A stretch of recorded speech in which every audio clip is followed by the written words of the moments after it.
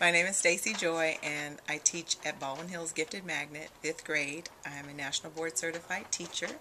I am a UCLA Writing Project Fellow. I am also a TEP faculty advisor, and I've been teaching for 27 years. I attended the Gifted Conference and, searching through the brochures of what looks exciting, and I saw this workshop called Novel Study. And I thought, well, I have novels that I use with my students, and I've always done that, but I've always wanted to do something more and something different, and I thought the description sounded like the kids could do something beyond what I was already doing. I wish I could remember the lady's name because I really give her credit for everything that happened since that workshop. But basically what she did was she showed us a folder, like a regular pocket folder, and she held up one novel. And she said, how many of you have novels and folders and activities you do with your students? And of course, we're all like, yeah. So she says, aren't you sick of it? And we're thinking, right, that's why we're here. So she showed us a book called The Literature Lab, which was just like a teacher resource book, and then another one called Literature Activities. And I thought, okay, well, I haven't seen those, so already I was a little bit excited because I said something new. And then she proceeded to explain different options that she gives her students when they're reading a novel, and then how those options translate to meeting standards, hitting all these different areas across the curriculum. And then she showed a lot of work samples. And for me, that's the ticket. It's like if I go to a workshop and the teacher's just kind of telling us and we don't see any real evidence, I'm not really sold. But she showed there were trioramas that the kids had done. She shared a scrapbook that the kids made. She showed a video, short clip of students doing a skit from the book that they had read. There were all these different activities and products and pieces of evidence, and I was sold. I spent that next summer creating a novel study for the book The Land, which is by Mildred Taylor. And my students have done Roll of Thunder, Hear My Cry. They had done Let the Circle Be Unbroken. They had done Road to Memphis. The Land was a new one that she had just had out recently, but it was a prequel to Roll of Thunder, Hear My Cry. I had no idea what I was getting myself into, but I said, just leap, jump, do it. It took me the whole summer. Yeah. And I realized that if I'm going to do novel study and do it well, I have to have time to create this full study of the novel. And so that first year, I just told myself, if The Land works out and the kids are really motivated and I see that their work changes and that their interest changes and the achievement goes up, then I'll continue to push forward with the other novels. And it turned everything around. And I think what did it was the student choice activity. And I thought, there's got to be a way that we can bring all that and all these other resource books we have. So I designed, I call it Tic-Tac Task. And the kids pick 3 tasks on the little grid sheet. And it's average, above average, and then experts. And they have to pick something from experts, at least one. Everything else could be wherever. If they want to do all 3 experts, that's fine. But they've gotten so much more, I think, just from that alone, I said, all those years where I kept thinking, how can I give them more choice?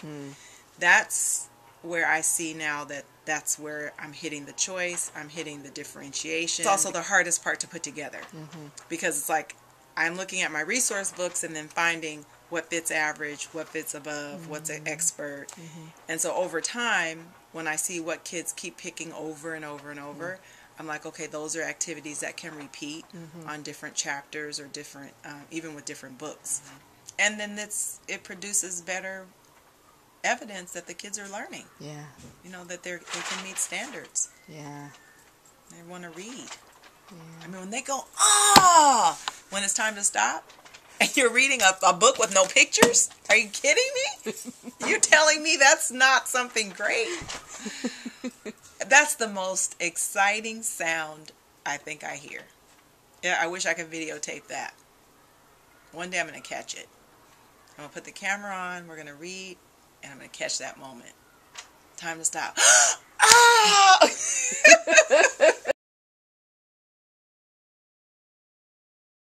I didn't start actually sharing with my colleagues until I think the following book, so I had done 2 novel study books because I didn't feel like I was an expert. So it was actually Esperanza Rising for the second book. A friend of mine was doing national boards, and she was like, I need help, help me come up with some new things. And so I worked with her to create her novel study, and that's when she was like, okay, you got to tell everybody. This is too good to, keep between the 2 of us.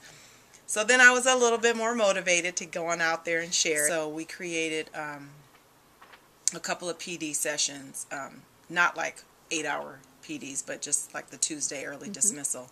I did a series of sessions like that, and then I did a couple of teachers that wanted real intense, we want more. I did like 2 or 3 3-hour sessions for them on just our own time, because they said there's no way we could squeeze it in an hour and a half. The hard parts is the time, and then like you could do a novel study piece by piece. Like there's a sheet that they do, the kids have questions that they answer, and they have an independent writing assignment, and then there's some vocabulary. If you start just with that, and that's what I tell my colleagues, don't start with the whole big, tic-tac tasks, questions, vocabulary, projects. You kind of have to say, okay, what can I do reasonably with my first book? So we start with that sheet that has the vocabulary, the group questions, because everybody likes when their kids work in groups and answer questions together, and then independent assignments. That's pretty basic. So that's, I start there, and I tell my colleagues to start there. But just really finding resources, I think, is taking the smallest steps, and then just do a little bit each time. When I pull out notebooks from like the land, I look at my novel study and I think, oh, that's all we did? There's so much more that we could have done. So I'm adding, each time, and I think that that's something that my colleagues realize too. It's not finished. It's kind of like a work in progress over, years and years. One thing for sure is that if it takes too much time, you get resistance. So I try in the beginning, when I'm explaining what it is and what has to happen, I try to give them templates to work from. It's like you don't have to create the format of a novel study. You just have to fill it in. Part of the problem too is that, like, if they don't have the book and they're like, well, how did you get the class set? That's a big issue. So for me, I tell them, I look at the Scholastic book orders. Sometimes the Roll of Thunder is $1.95. If each child can contribute $1 and you use points, or whatever you can do, ask for donations.